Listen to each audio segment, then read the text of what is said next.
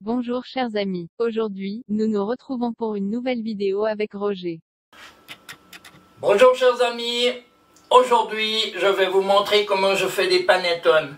C'est un peu long, ça prend un peu de temps, c'est normal, il faut que les goûts se fassent, mais le résultat en vaut la peine. La recette que je vais vous donner vous donne environ 1 kg de pâte, donc c'est à vous de choisir si vous voulez faire un gros panettone ou des petits comme je fais ici, car en fin d'année j'en fais pour toute ma famille. Je vous montre ça. Pour réaliser ce bon panettone, nous avons besoin de farine, pas n'importe laquelle, je vous expliquerai plus loin. Un petit mélange d'épices que j'ai fait moi, je vous expliquerai aussi plus loin comment le faire. Du sucre, des œufs, du beurre, de la pâte fermentée et bien sûr de la levure boulangère. Pour commencer, dans mon pétrin, je vais y mettre les œufs. Je mets après mes jaunes d'œufs. Je continue avec la farine et je vais faire tourner ça 2 minutes à première vitesse juste pour mélanger et hydrater la farine. On se retrouve après. Mon pétrin s'est arrêté. Je vois que c'est bien mélangé. Je vais laisser ça reposer 1 heure pour que ma farine soit bien hydratée. C'est un tout petit peu ferme, c'est tout à fait normal. On se retrouve dans 1 heure. Ça fait maintenant 1 heure que ma farine s'hydrate. Ça va bien. Je vais y mettre ma levure. J'y ajoute ma pâte fermentée. Et je vais faire tourner ça en première vitesse 5 petites minutes. On se retrouve dans 5 minutes. Mon pétrin maintenant s'est arrêté. On voit que ça c'est bien mélangé. Je vais donc y mettre mon beurre. Je vais progressivement. Je mets des petits morceaux à la fois.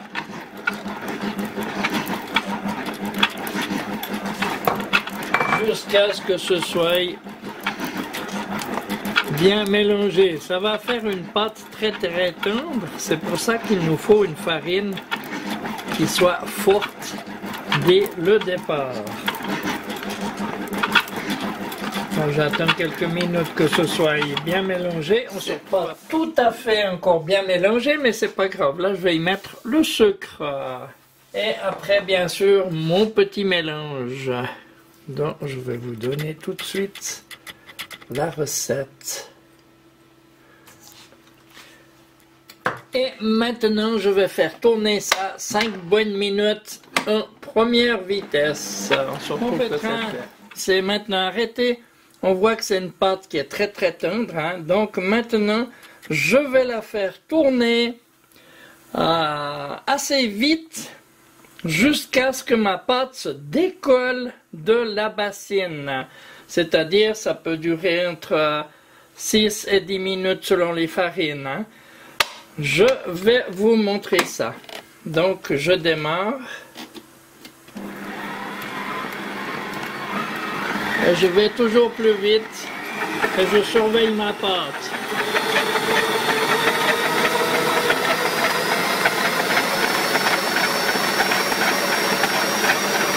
On se retrouve dans maintenant on voit que ça commence à se décoller. En fait, il m'a fallu 15 minutes pour en arriver là. Là, je vais laisser tourner encore 1 minute et je vais arrêter mon pétrin. Ici, on voit bien que ça se décolle.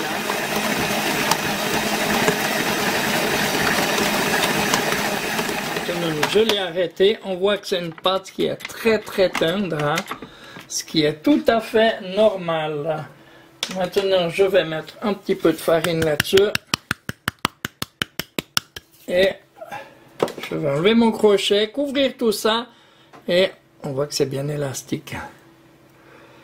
Et laisser reposer ça 1 petite heure. Hop là, oui, c'est très élastique. On se retrouve dans 1 heure. Nous voilà 1 heure après. Ça a déjà bien levé un petit peu. Maintenant, je vais la retourner tant bien que mal. On voit que ça se dégonfle. C'est tellement tendre, hein? Il faut la retourner une fois.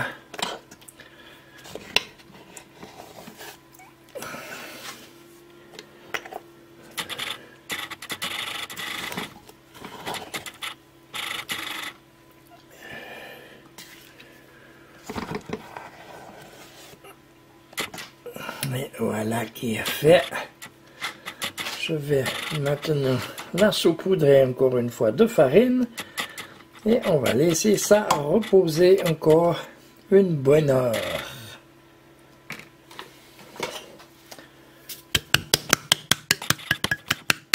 Pour que ça lève encore une fois.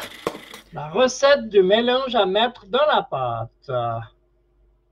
30 g de miel, le zeste de 2 oranges, le zeste de 2 citrons, une petite cuillère à café de fleur de Sicile et de l'arôme vanille. Et voilà ma pâte que je vais maintenant façonner. On voit que ça a bien levé. En fait, je vous ai fait une petite erreur tout à l'heure. C'est pas 1 heure qu'il fallait attendre, mais bien 3 heures, voire 4 heures. Parce que c'est tellement riche que ça a de la peine à lever. Et en plus, en attendant comme ça, ça donne vraiment du goût. Donc, je vais maintenant en mettre sur ma table pour façonner. Et maintenant, je vais peser des petits morceaux d'environ 70 grammes. Bon, tout dépend du moule que vous avez, hein. Voilà, je suis pas à 2-3 grammes près, donc. Hein. Ça colle, c'est normal. Ouais, 75, ça va. Je fais ça avec toute ma pâte. C'est vraiment très collant, hein? Et c'est normal.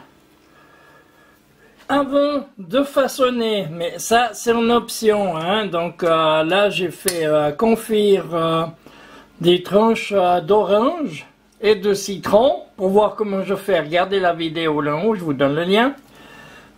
Mais c'est une option, donc moi je les aime aussi nature, mais j'en fais aussi quelques-uns avec des zestes, enfin les zestes, non, avec des morceaux d'orange et de citron confit que vous détaillez comme ça en morceaux après les avoir confits.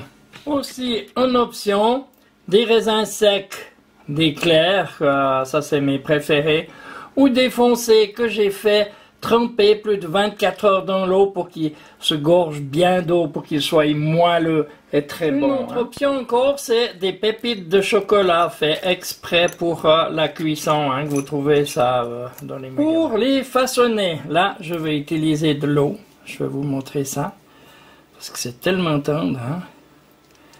Et avec l'eau, comme ça ne colle pas.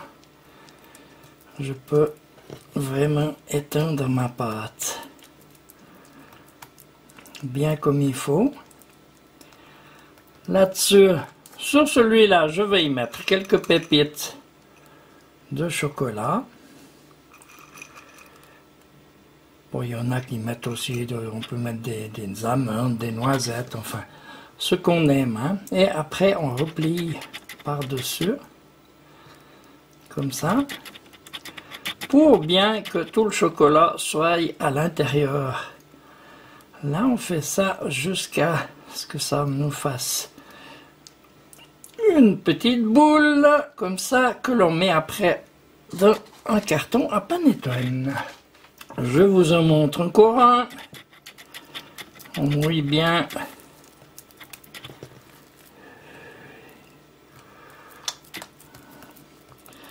Là, je vais y mettre les raisins que j'aime le mieux.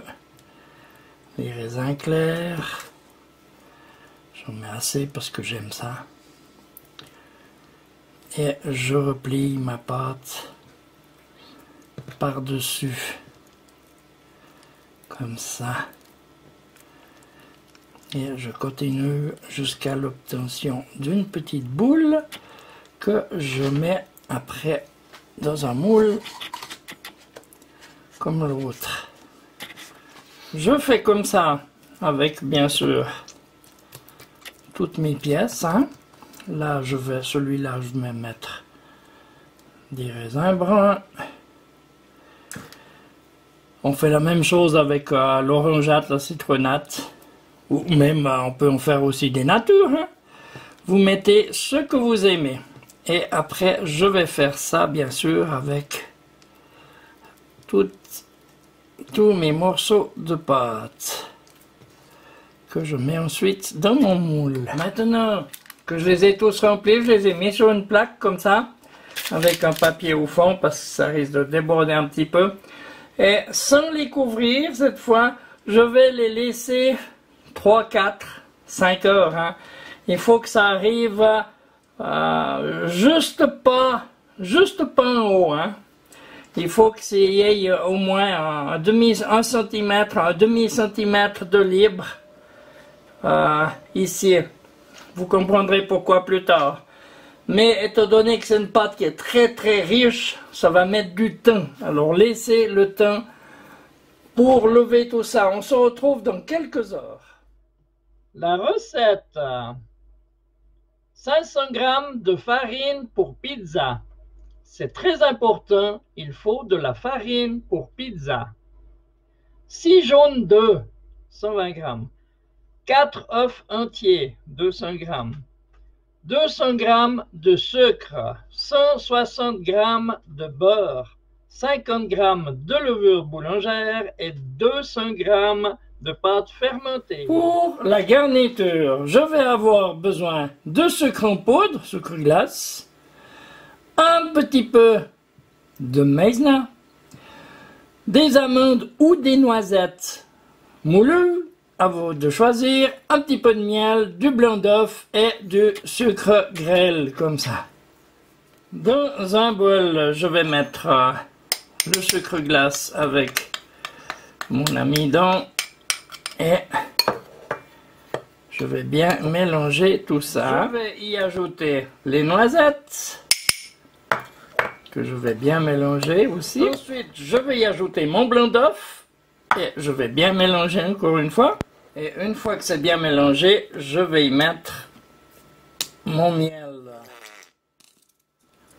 que je vais mélanger bien sûr. Et une fois bien mélangé,